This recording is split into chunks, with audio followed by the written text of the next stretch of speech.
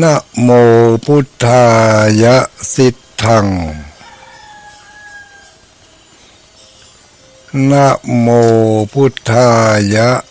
สิทธัง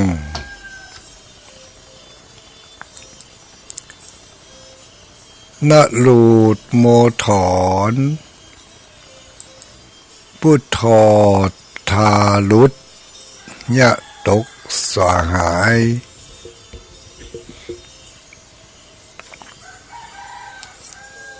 นะลูดโมถอนพุทธอทาลุตยะตกสหายนะลูดโมถอนพุทธอทาลุตยะตกสหายขอความนอบน้อมแด่องค์สมเด็จพระสัมมาสัมพุทธเจ้าขอน้อมอภิวาทแด่พระสัทธรรมเจ้า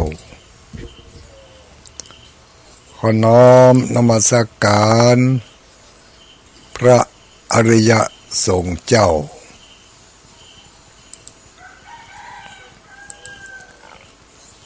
ขอถวายความเคารพมายังท่านพระคุณเจ้าท่านเจ้าคณะพระสังฆาธิการท่านครูบาอาจารย์พระสงฆ์องค์สังฆเจ้าทุกรูปทุกตนทุกองค์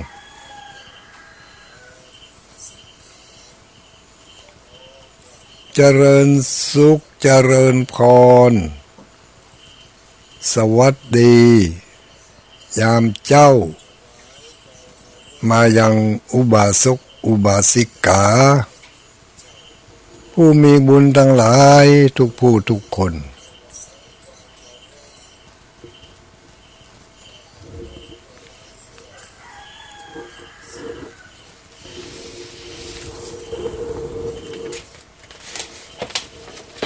เจ้าวันนี้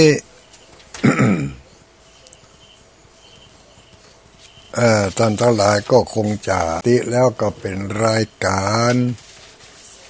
ธรรมะรับอรุณ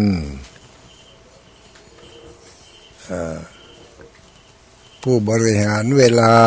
ก็คือท่านพระครูอภิวัฒนวิกรมผู้อำนวยการสถานีวิทยุคลื่นสีขาวเพื่อชาวประชาจะได้มานำเสนอเนื้อหาสาระและห้องลูกปลุกตื่นทุกๆเจ้าวันศุกร์วันพัดเนาะทุกเจ้าวันพฤหัส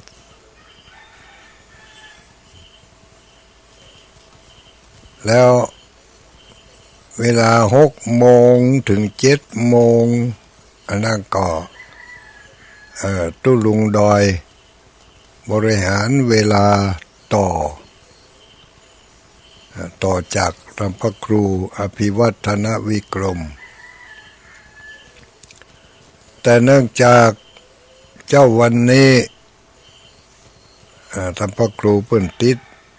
ศาสนกิจเร่งด่วนที่จะต้องรีบต้องไปก็ได้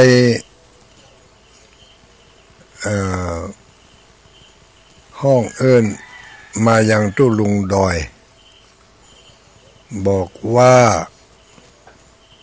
ขอตุลุงดอยไหนๆก็วันนี้เป็นคิวของตุลุงละ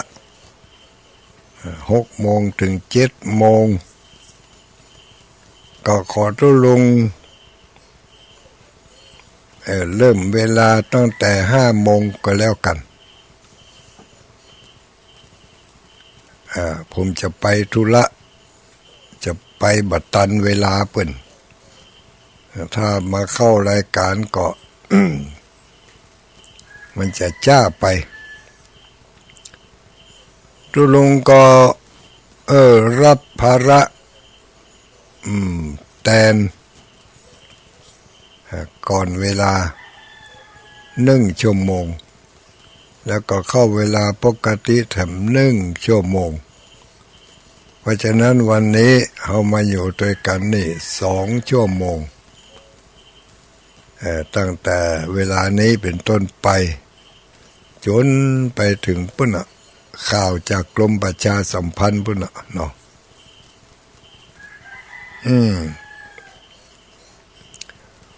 วันนี้เป็นวันที่1โอ้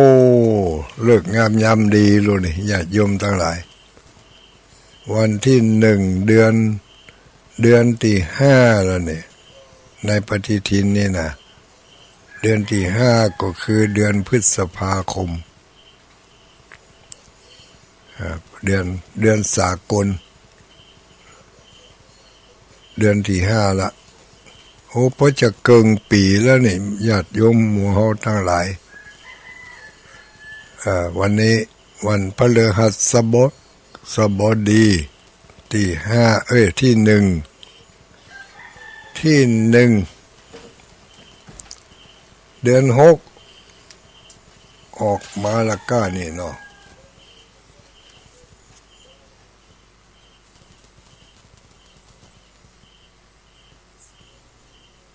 เดือน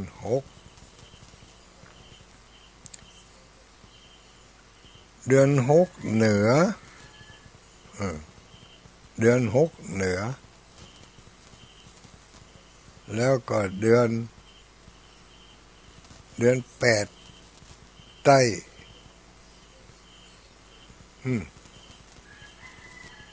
เดือน6เหนือเดือน8เหนือเดือน6ใต้เดือน8แม่นกันแล้วได้7ปีแล้วไปเนี่ยวันนี้ เดือน8ว่าซับกันเดือน8เหนือเดือน8ออก5ค่ำเดือน8ออก5ค่ำพร่ำว่าเป็นวันพฤหัสบดีวันนี้เป็นวันราชการเป็นวันหยุดราชการแถมวันหนึ่ง วันสำคัญของบ้านของเมืองเป็นวันสำคัญของคนใช้แรงงานทั้งหลายวันนี้เรียกว่าเป็นวันหยุดของแรงงานก็คือเป็นวันแรงงานแห่งชาติเนาะ วันแรงงานแห่งชาติวันนี้ตามเลิกงามยามดีวันนี้เป็นวันหัวเข้าโอ้ปุณณทิถีโอ้วันนี้วันดีเนอะวันดี2 จันทร์ที่1วันดีเป็นวันหยุดของผู้ที่ใช้แรงงานทั้งหลายแต่ถ้าไปทำงานวันนี้ได้2 ตบ 2 ตบ 2 ต่อ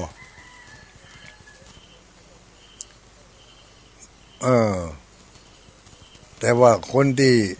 เป็นเจ้าของงานบ่ฮู้ว่าจะได้เท่าใดเนี่ยเนาะ วันแรงงานแห่งชาติวันนี้วันที่1เดือนพฤษภาคมวันที่1พฤษภาคมทุกปีเนาะเป็นวันแรงงานนี่ก็คนที่แจ้งแรงงานก็หยุดถ้าเจ้านายบอกว่าหรือไม่ต้องหยุดนะ มาต้องทำมาช่วยขายของให้หน่อยก็ต้องได้รับ2 ต่อ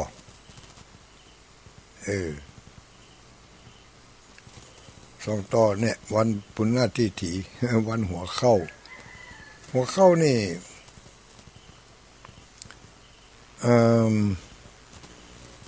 เป็นใจครับ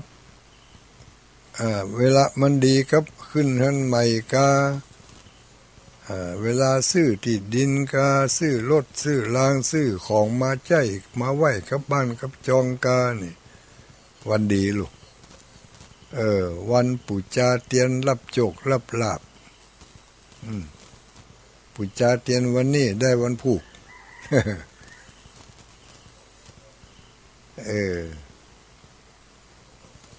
วันผูกนี่วันนี้หัวเข้าวันผูกหัวออก หัวออกวันนี้เข้าก็ตามคติของเพิ่นเนาะเชื่อบ่เชื่อบ่มีไผห้ามบ่มีไผห้ามแล้วบ่มีไผเชิญชวนว่ากันไปก็เพิ่นก็ได้พิสูจน์กันมาแล้วไอ้เด้อถึงได้เขียนออกมาเป็นตำรับตำราส่วนจะเชื่อหรือไม่เชื่อนั่นก็เป็นสิทธิส่วนบุคคลเป็นภูมิปัญญาของแต่ละคนผู้ที่ประสบกับตัวเองมาก็ถึงบอกมันก็ตึงเจียวคนเดียวมันผู้ที่ไม่ได้ประสบกับตัวเองมาก็งมซ้ำไปเป็นเจียวเขาก็เจียวไปจ้านะเนาะอันนี้ก็ไม่ว่ากันตามสะดวกตามสบายว่าให้มันครบถ้าจะให้มันครบเรื่องกรรมก็ต้อง วันนี้เป็นวันฟ้าตีแสงเศษหนึ่งโอ้เศษหนึ่งนี่บอกพอใครดีต่อใดนี่เนาะวันฟ้าตีแสงเศษหนึ่ง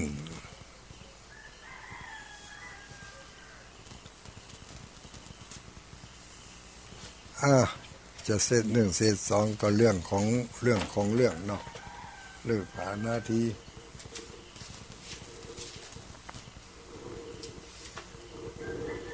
วันนี้มาบริหารเวลาแทน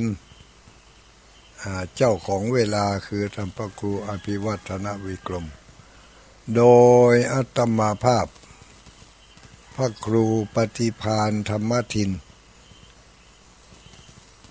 เป็นเจ้าอาวาสอยู่วัดพระธาตุม่อนจอมพอ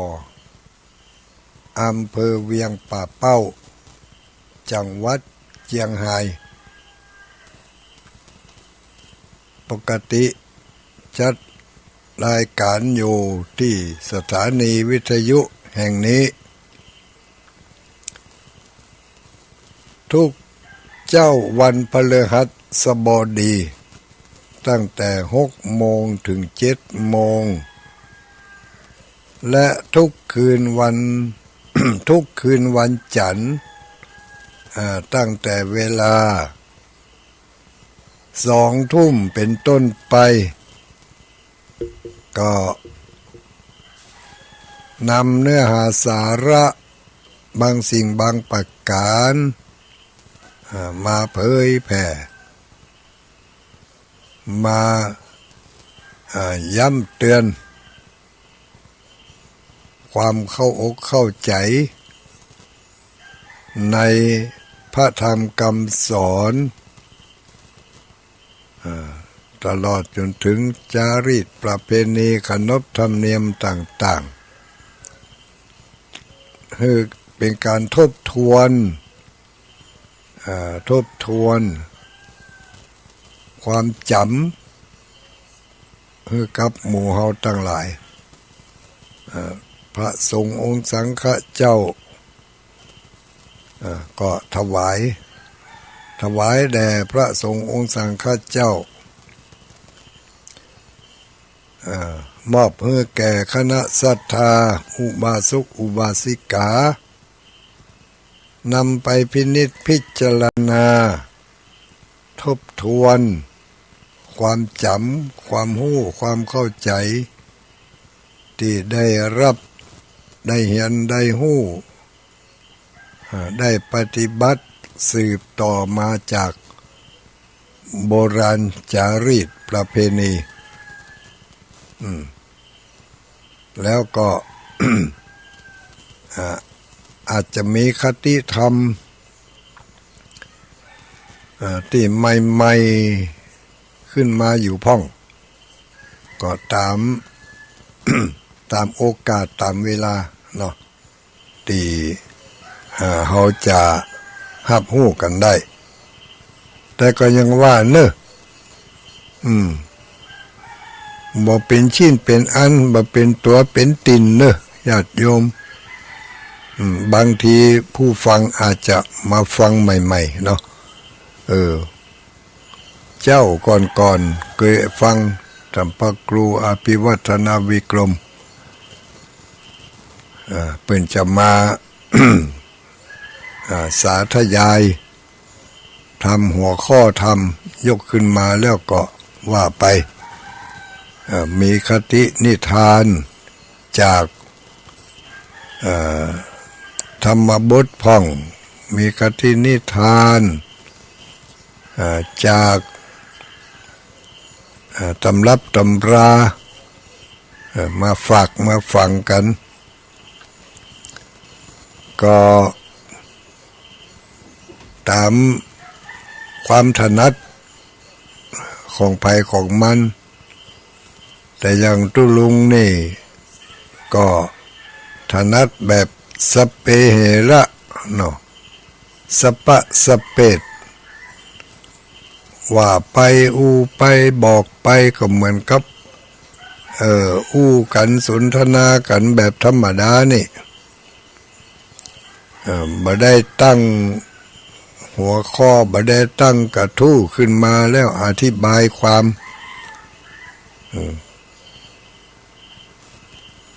ว่าไปเหมือนครับนั่งอู้กันธรรมดาตามภาษา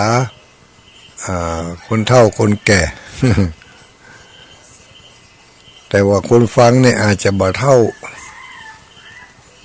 คนอู้นี่ก็บ่เท่าต่อได้หรอเห็นบักกี่ปีก็จะถึง100ละ เห็นกี่ปีนี่20 ปลาย30 ปลายก็เนาะ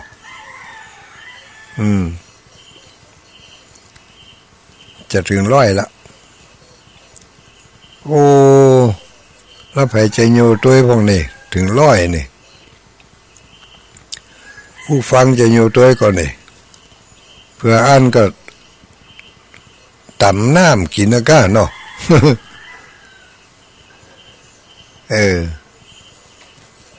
เนี่ยตามสไตล์เข้ามาทบทวนสิ่งที่เคยได้ยินได้ฟังมาแล้วก็ดีสิ่งที่ได้ประพฤติปฏิบัติอยู่ก็ดีก็เพื่อจะให้ความถูกต้องที่ดีนำไปแจ้กับวิถีชีวิตประจำวันบางทีก็ว่าไปถูกพ้องผิดพ้องครูบาอาจารย์พระสงฆ์องค์สังฆเจ้า ผู้รู้ทั้งหลายได้ยินได้ฟังอันใดมันผิดพลาดพลั้งเผลอไปก็ตักเตือนบอกกล่าวได้เนอะแจ้งบอกแจ้งกล่าวมาได้เปิดตัวเปิดใจไหนๆก็ได้เปิดเสียงแล้วก็เปิดตัวเปิดใจไปด้วยเปิดโอกาสรับฟังความคิดความเห็นการติชมจากผู้ฟังเพราะ เพราะถือว่าเขาต้องการอย่างใดเปิ้นก็ต้องการอย่างอัน เนาะเขาต้องการอันใดเพิ่นก็ต้องการอันนั้นเขาฮักอันใดเพิ่นก็ฮักอันนั้นแล้วก็อย่างเดียวกันเปิ้นฮักอันใดเปิ้นชอบอันใดตู้ลุงก็ชอบอย่างอันฮักอย่างอันเปิ้นในที่นี้ก็หมายถึงผู้ฟังทั้งหลายเนาะผู้ฟังทั้งหลายชอบความถูกต้องชอบความดีงามชอบความสงบตุลุงก็ชอบอย่างนั้นยะถาอะหังตะถาเอเตยะถาอาหังตะถาเอเต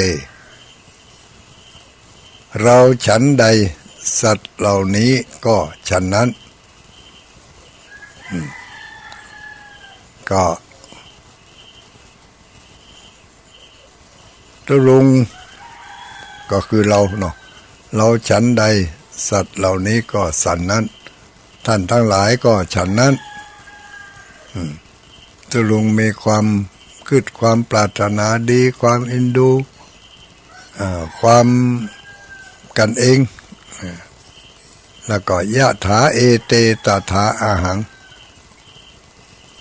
ญาติโยมมีความต้องการอยากได้สิ่งใดเราก็มีความต้องการอยากได้สิ่งนั้นเนี่ยเอามาประยุกต์ใส่กันนะได้อยู่แล้วเนี่ยเนาะยะถาอาหังตถาเอเตนี่ว่ามาหลายเตือแล้วรู้เนี่ยเป็นคาถาเลยเอาท่องเอาเป็นคาถาไปเลยเนอะยะถาอาหังตถาเอเตยะถาเอเตตถาอาหังปีนกันปีนจะลิ้นกันนี่เขาเป็นคาถาศักดิ์สิทธิ์นั่นนี่ใจได้สารพัดเปิ้นฮักเปิ้นหุมเนอะคาถาบทนี่เปิ้นฮักเปิ้นหุมเปิ้นมีความ เมื่อได้ท่องได้แล้วคนที่ปรารถนาให้กับเขาก็จะมีความปรารถนาดีจากศัตรูก็จะกลายเป็นมิตรจากมิตรเดิมก็จะกลายเป็นมิตรแท้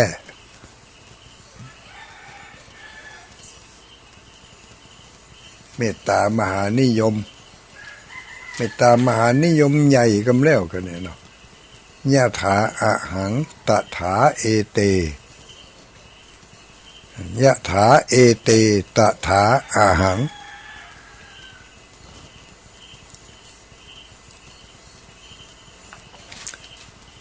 ก็แบ่งปันกันไปใครที่กำลังงวงเงียอยู่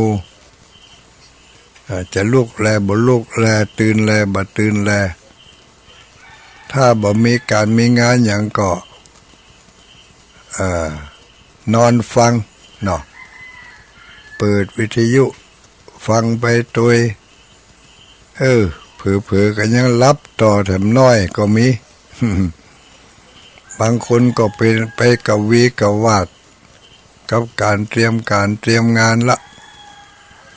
ผู้ที่มีงานมีช่องทางที่จะออกไปทำการทำงานตามภาระอาชีพต้องเป็นงานส่วนตัวเนอะถ้าเป็นงานรับจ้าง ก็วันนี้เบาใจหน่อยอีลูกเป็นวันหยุดวันแรงงานแห่งชาติเนาะก็จะได้พักผ่อนกันพักผ่อนทางร่างกายก็มาบริหารเวลาทางจิตใจบริหารเวลา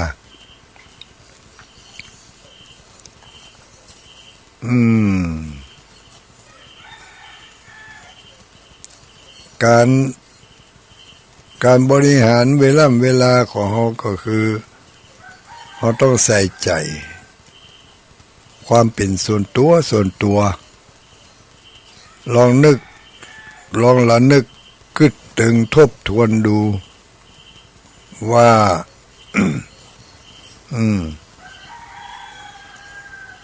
ตั้งแต่เขาได้รับมรดกอันล้ำค่าจากมารดาบิดาของเขาก็คือเขาได้ร่างกายอันสมบูรณ์เนาะที่ว่าสมบูรณ์นี่ก็คือมีร่างกายมีมือมีเท้ามีปากมีหูมีตามีทุกอย่างเหมือนกับคนทั่วไปบางคนอาจจะมีแต่อาจจะบกพร่องไป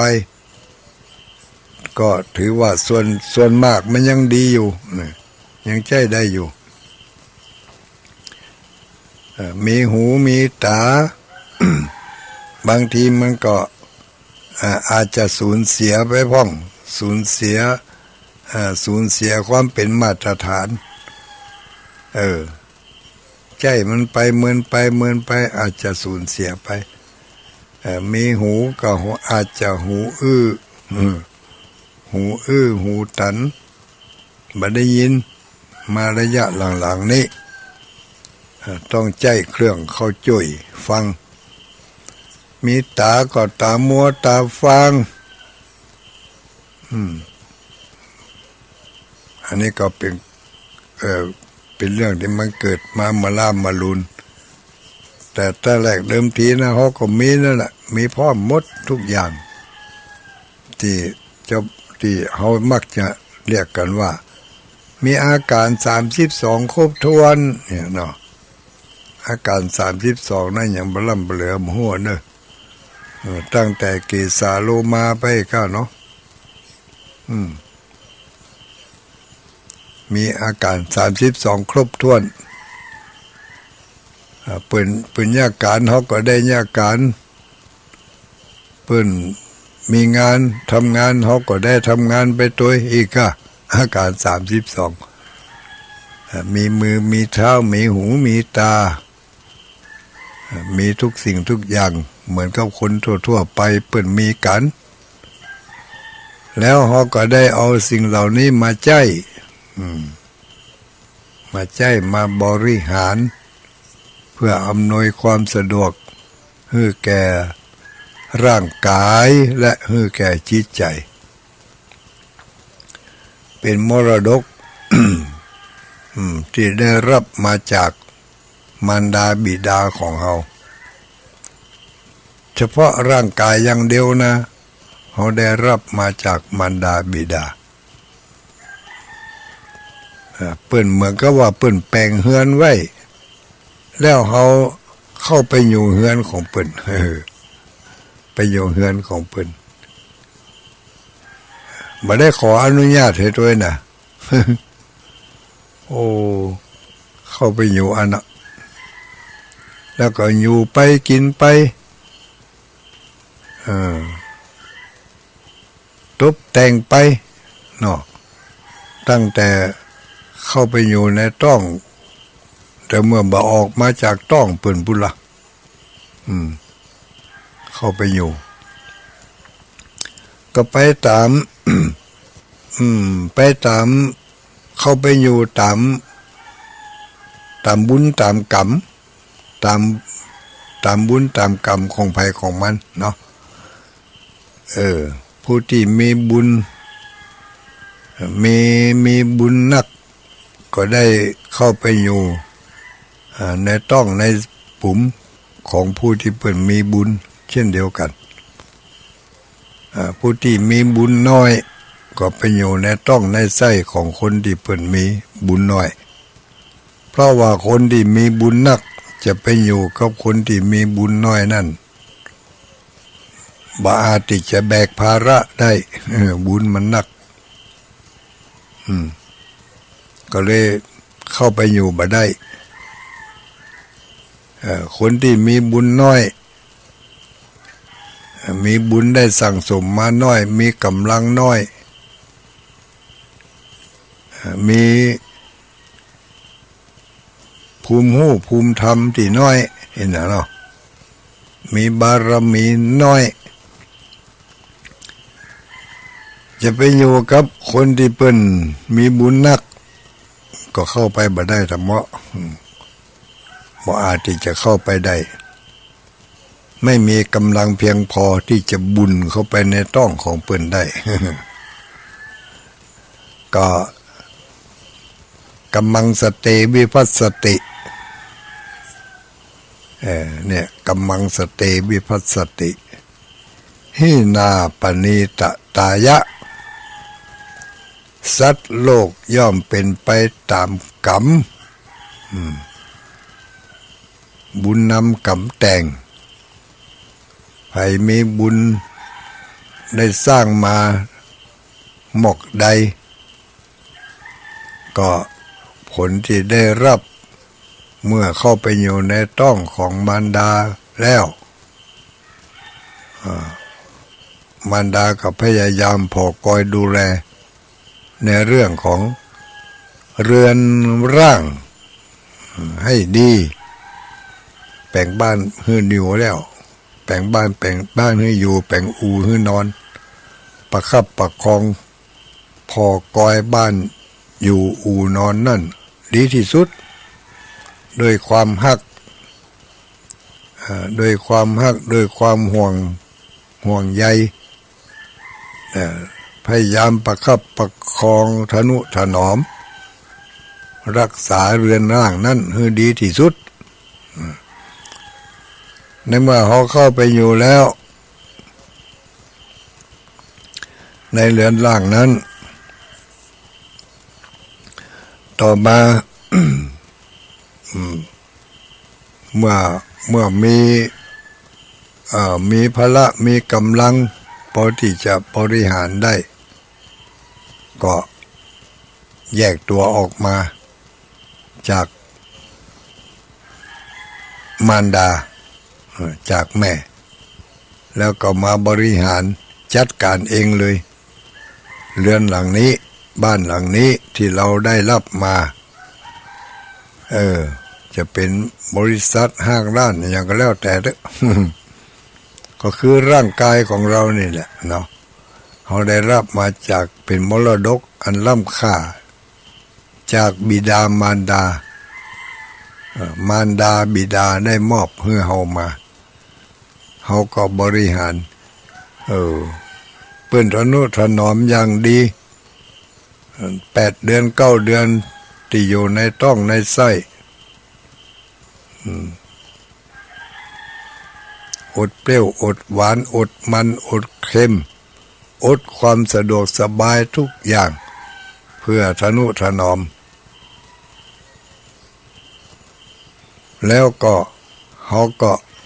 ออกมาจากท้องของบิดามารดาเพิ่นก็คอยประคับประคองคอยประคับประคองคอยทนุถนอม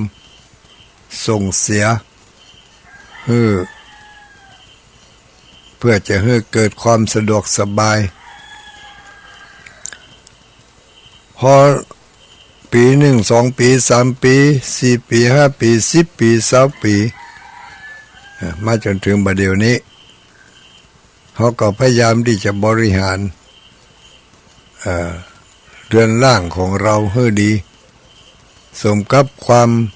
ตั้งอกตั้งใจของบิดามารดาของเราที่เพิ่นตั้งใจไว้พยายามส่งเสริมสนับสนุนทุกสิ่งทุกอย่างขนาดพอมีครอบครัวมีกู้มีกิมแล้วก็ยังห้องเป็นละอ่อนอยู่ ยังหันเป็นละอ่อนอยู่ถึงมื้อถึงวันนี้ไผมีพ่อมีแม่ขนาดอายุปูนนี่แล้วก็ยังเปิ้นก็ยังในสายตาของเปิ้นก็ยังหันเขาเป็นละอ่อนอยู่แล้วล่ะเพราะมันเป็นสมบัติที่เปิ้นได้ก่อร่างสร้างตัวขึ้นมาในเมื่อเขารับมรดกจากเปิ้นมาแล้วเขาก็บริหารมรดกอันนั้นไปตามภูมิปัญญา ตามบุญตามกรรมผู้ที่มีบุญนักก็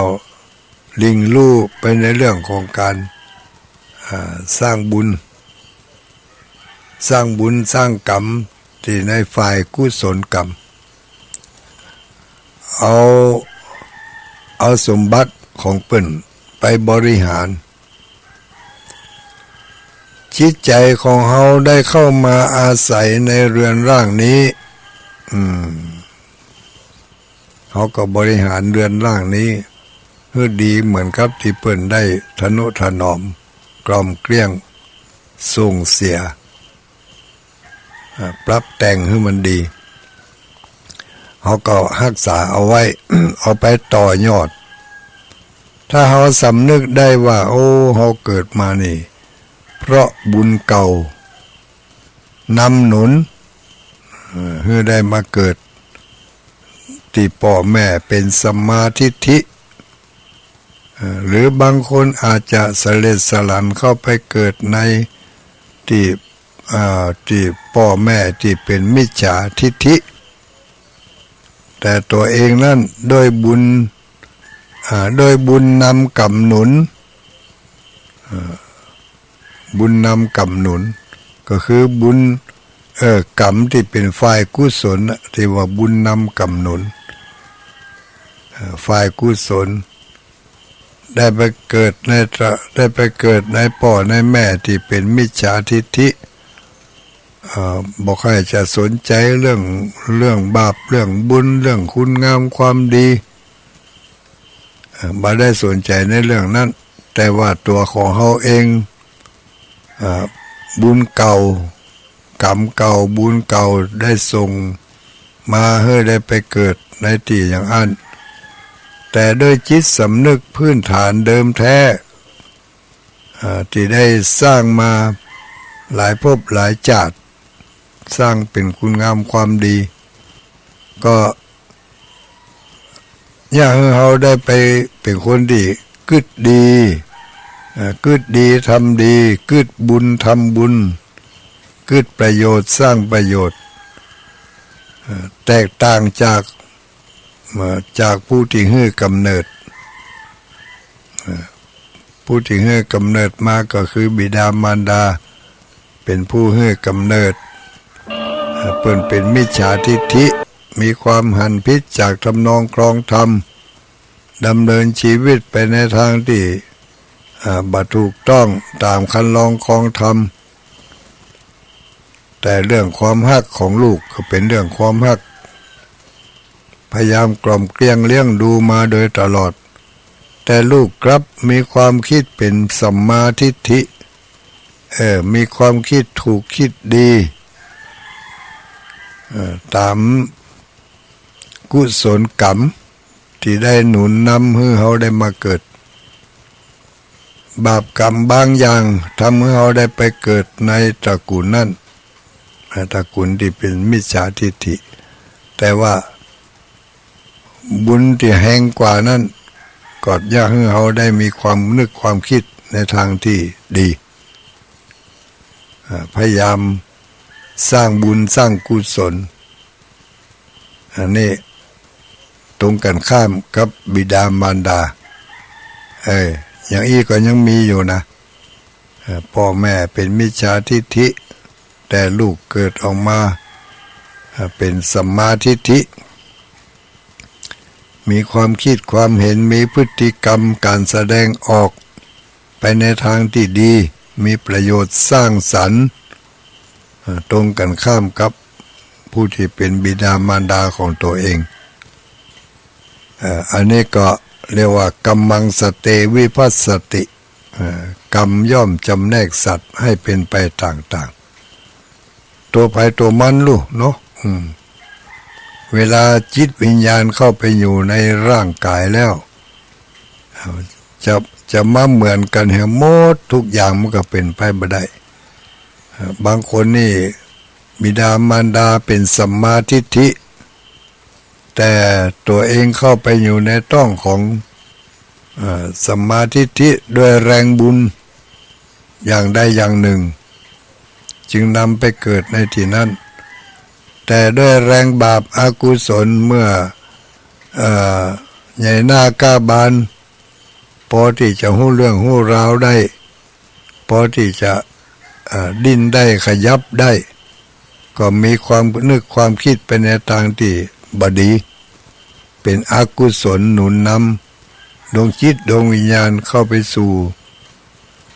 ในทางที่เลวร้ายอันนี้ก็บุญนำกรรมหนุน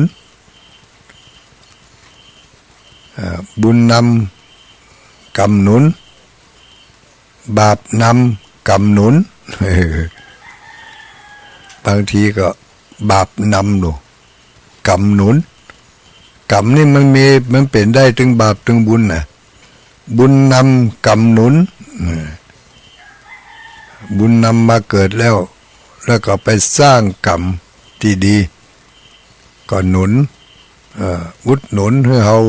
ดียิ่งขึ้นบาปนำกรรมหนุนถ้าบาปนำมาเกิดเป็นคนแต่ได้ไปสร้างกรรมที่มันบ่ดีก็ไปเพิ่มบาปให้หนักขึ้นไปแถมแทนที่จะหมดเวรหมดกรรมหมดบาปเพราะว่าได้มาเกิดในที่ดีแล้วกลับซ้ำมาอย่างอันซ้ำไปสร้างบาปสร้างกรรมหนักขึ้นไปแถมอันนี้ก็บาปหนุนกรรมหนุนบาปนำเนาะบาปนำมาได้มาเกิดแล้วก็ได้มาสร้างกรรมแถมเมื่อสร้างกรรมก็เป็นวิบากต่อไปวิบากในฝ่ายอากุศลในฝ่ายที่ชั่วร้ายไม่ดีไม่งามไม่สะดวกไม่สบาย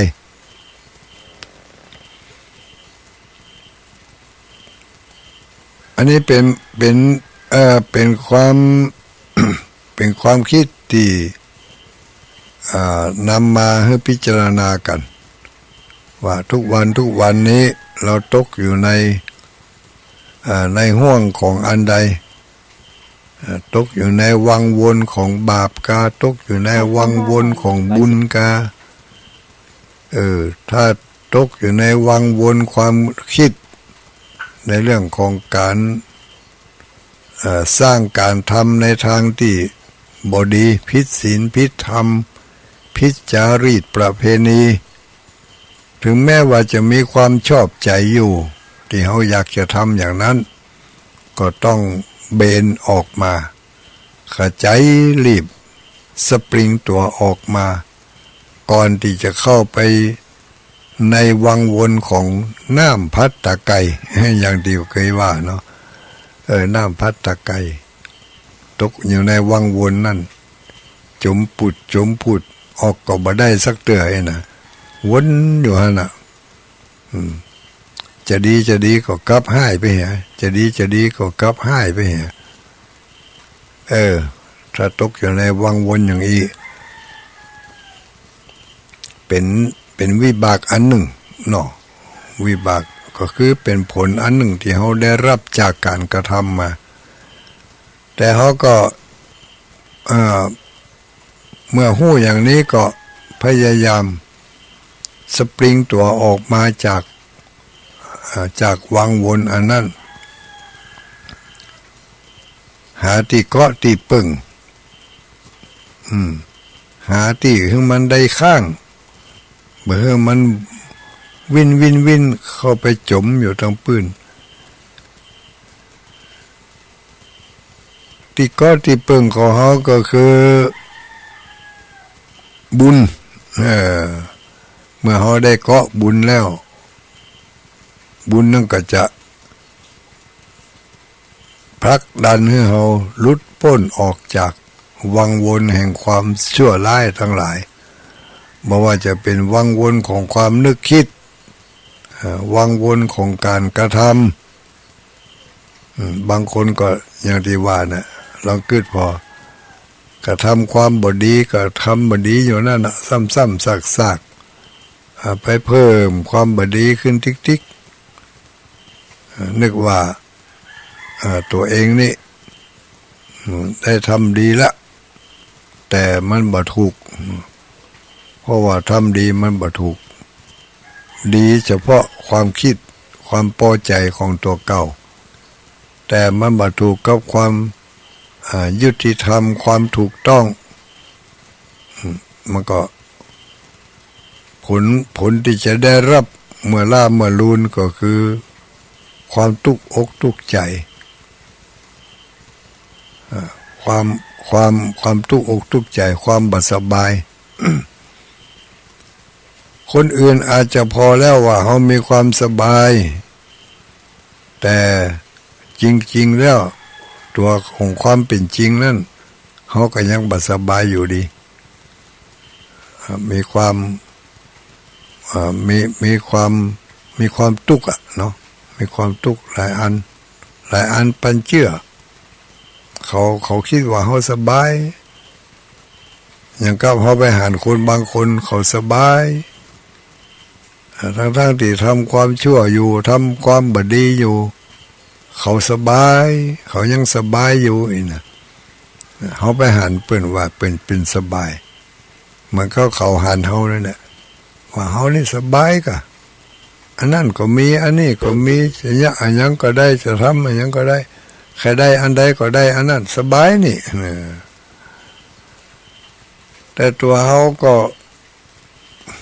จะสบายบ่สบายเขาก็ฮู้แก่ตัวของเขาเอง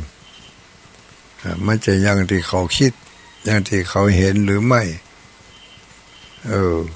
อย่างนี้มันก็ไผพ่อไผบ่ได้ลูกเขาก็พอเขาคนเดียวเขาได้คนเดียวเขาฮู้คนเดียวเขากัมมังสเตวิภัสสติกรรมย่อมจำแนกสัตว์ให้เป็นไปต่างๆดีบ้างเลวบ้างปานกลางบ้างแล้วแต่ภัยแล้วแต่การดำเนินชีวิตของภัยจะเป็นไปอย่างใดในเมื่อเรารู้อย่างนี้ก็ต้องท่องคาถาไว้ท่องคาถาให้ดีจำให้แม่น ยะถาอะหังตถาเอเตยะถาอะหังตถาเตตถาเอเตก็ต้องยะถาเอเตตถาอะหัง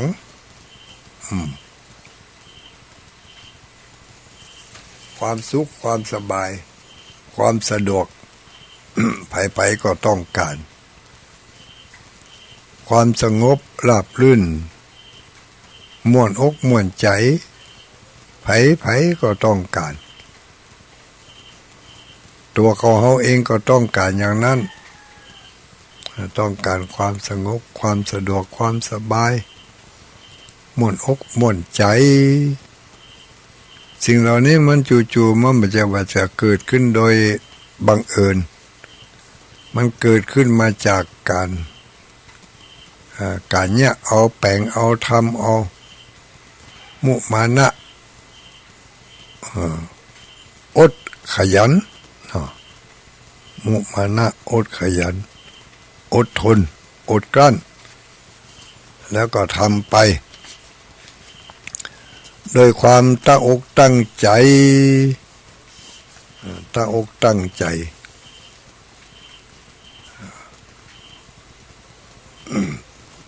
คนเปิ้นว่าคนที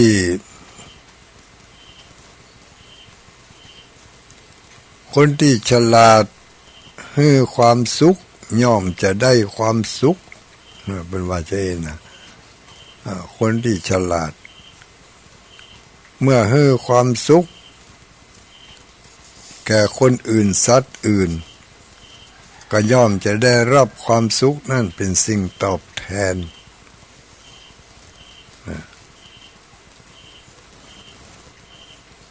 เฮาฮื้อความสุขเฮาก็ได้ความสุขถ้าเฮาฮื้อความทุกข์แก่คนอื่นสัตว์อื่นเฮาก็จะได้ความทุกข์เป็นสิ่งตอบแทนสุขัสสะทาตาเมธาวี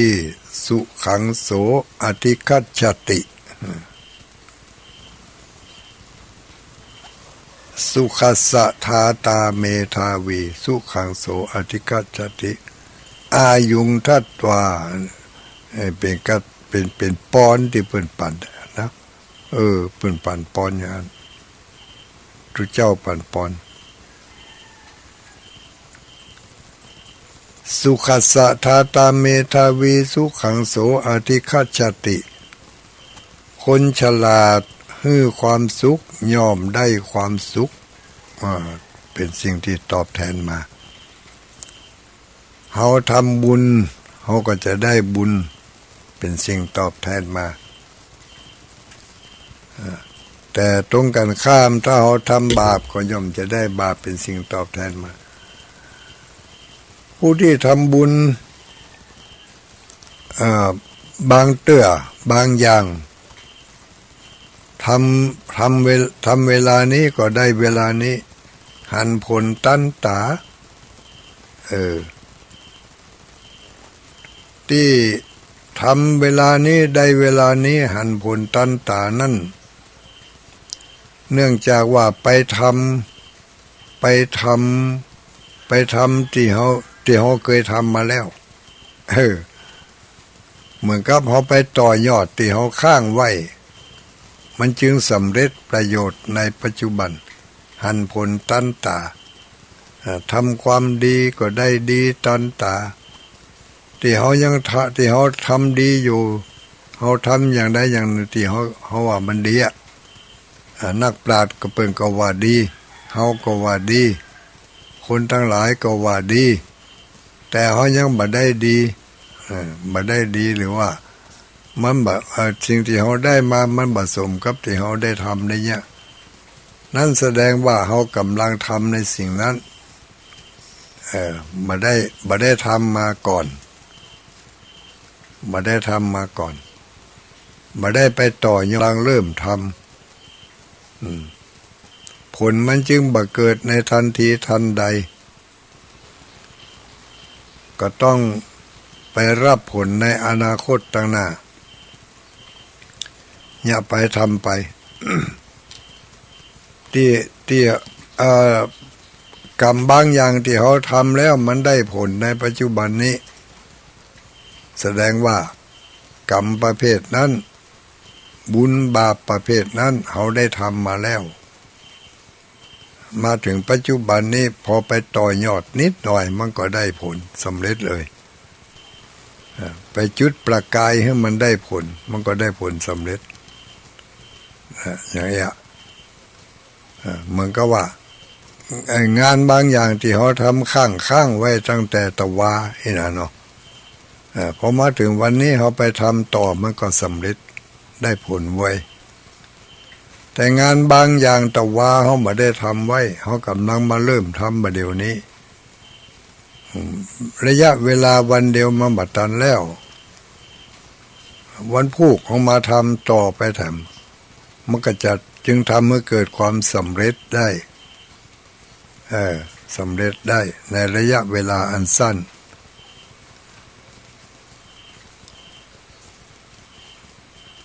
อันนี้เป็นถึงว่าในธรรมมหามูลนิพพานสูตรเป็นถึงว่าผู้มีปัญญาควรรีบเร่งในการทำบุญควรรีบเร่งในการทำบุญควรใส่ใจเรื่องของการ